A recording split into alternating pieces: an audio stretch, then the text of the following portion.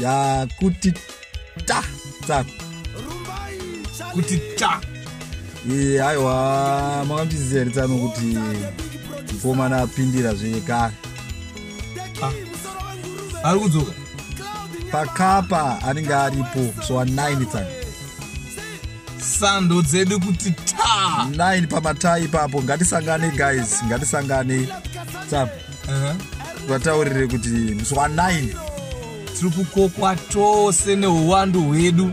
Frango anenge aripo musi wa9 October pamatai paCryfontaine Taka special tundebvu tedu iti tenge takazara ikoko. Please, let's go and support our band Sando kuti ndi extra kwazvo se ndimi munoti pamafaro mune chimuti ndimi handei pakapapa musi wa9 musakanganwe tinenge tiri tese too late kuti ti